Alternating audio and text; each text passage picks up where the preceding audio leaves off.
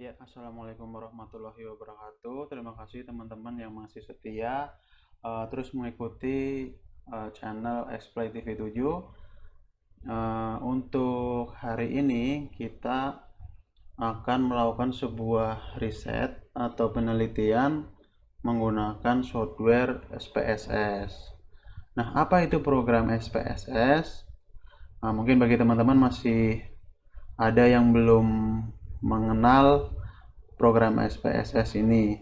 Nah, program SPSS ini adalah suatu software pengolah data secara statistik, dan biasanya software ini digunakan untuk menganalisis atau mengolah data yang memiliki sistem manajemen data.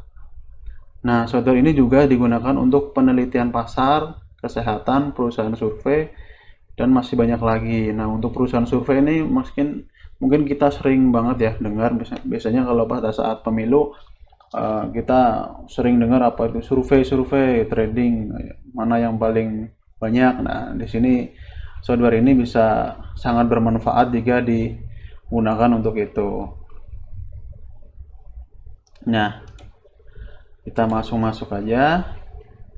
Nah, ini adalah alurnya sebuah penelitian yang akan kita lakukan nantinya. Nah, sebelum kita melakukan sebuah penelitian, tentunya kita harus memiliki yang namanya tujuan penelitian itu sendiri. Nah, saat ini kita sudah mendapat suatu penelitian ya, apa yang akan kita teliti ya, ibaratnya gitu ya. Nah, di sini kita akan menganalisis suatu proyek yang mengalami sebuah keterlambatan, dan kita akan menganalisa penyebab keterlambatannya itu apa. Nah, jadi nanti tujuannya adalah mengetahui faktor-faktor yang menjadi penyebab keterlambatan dan mengetahui faktor yang paling dominan penyebab keterlambatan. Gitu. Nah, sebelum kita membahas mengenai SPSS-nya itu sendiri, kita akan masuk ke instrumen yang dibutuhin untuk kita melakukan sebuah riset. Nah, kebetulan di sini instrumen yang kita pakai adalah kuesioner ya. Modelnya kuesioner, dan kuesioner di sini dibagi menjadi dua tahap. Jadi ada kuesioner tahap 1 dan kuesioner tahap 2. Untuk kuesioner tahap 1 nanti akan divalidasi oleh pakar. Pertama, biasanya nanti ini ya, kita sebar dulu kuesioner tahap 1 ini ya ke 5 atau 10 orang, buat nggak terlalu banyak sih, kalau 10 orang 5 aja cukup buat mengeliminasi lah mana-mana yang tidak terlalu perlu untuk kita tanyakan atau kita ambil sampel. Nanti kita eliminasi dari validasi pakar ini. Nah, untuk kuesioner tahap 2 baru yang akan kita uji ya. Nanti akan kita uji menggunakan program SPSS. Nah, ujinya itu ada banyak nih ya. Ada statistik deskriptif, uji normalitas, validitas, reliabilitas, dan uji regresi linear berganda. Nah, sebelum kita melakukan sebuah uji menggunakan software SPSS, berapa sih sampel yang diperlukan untuk penelitian kita ini? Nah, menurut Solvin ya, ini menurut Solvin toleransi yang diharuskan itu 5-15%. Nah, semakin besar berarti semakin bagus ya. Nah, makanya nanti kita akan gunain yang 15%, tapi nanti kita akan bahas di part berikutnya ya, di part 2 saja. Nah, jumlahnya itu berapa sampelnya itu tergantung dari jumlah populasi yang akan kita lakukan penelitian di lokasinya itu ada berapa populasinya, nanti mengikuti kayak begitu. Nah, untuk kuesionernya sendiri itu harus memenuhi sebuah kriteria dari sebuah analisis. Jadi kurang lebih nanti akan seperti ini ya.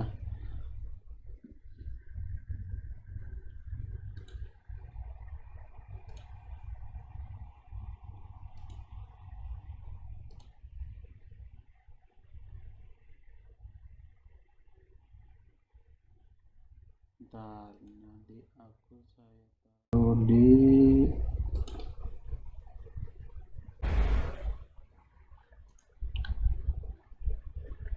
Nah, ini adalah kuesioner tahap 1 dan tahap 2 ya.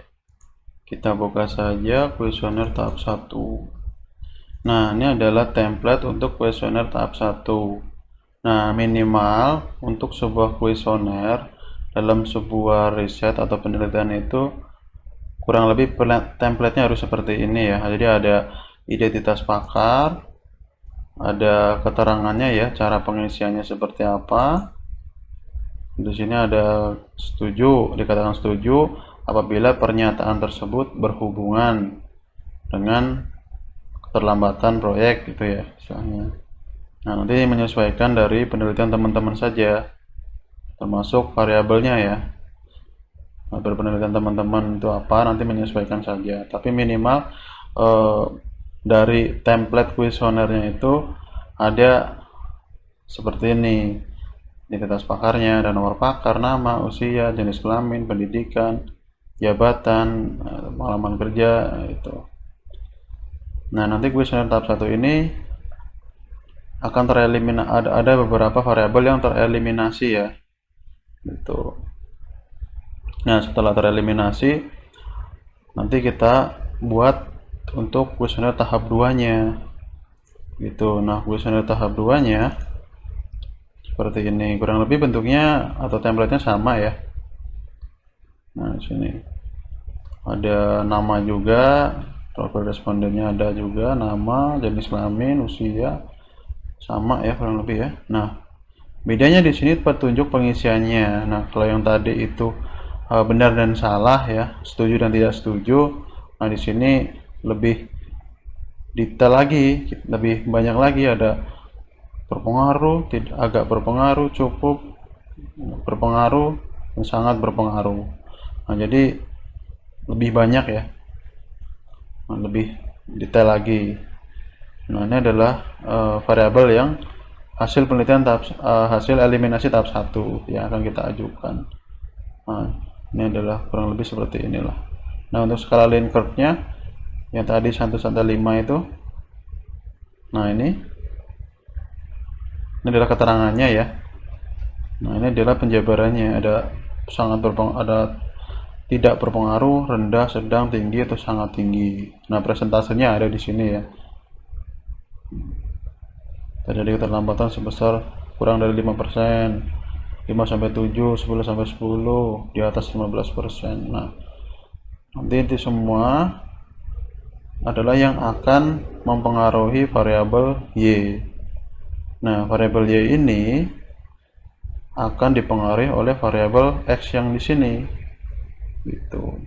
Jadi, apa yang menjadi penyebab keterlambatan atau penyebabnya Y ini ya diakibatkan oleh faktor-faktor yang ada di variabel X ini, kurang lebih seperti itu. Nah, minimal di setiap kuesioner itu atau instrumen ya yang dipakai buat penelitian itu seperti ini template-nya. Nah, nanti menyesuaikan ke penelitian teman-teman. Nah, saya rasa cukup untuk kali ini, dan untuk proses penginputannya nanti setelah kita mendapatkan data dari tempat kita penelitian. Nah, ya jadi gitu aja. Nanti untuk inputnya akan lanjut di part 2 ya. Terima kasih masih mengikuti sampai akhir. Assalamualaikum warahmatullahi wabarakatuh.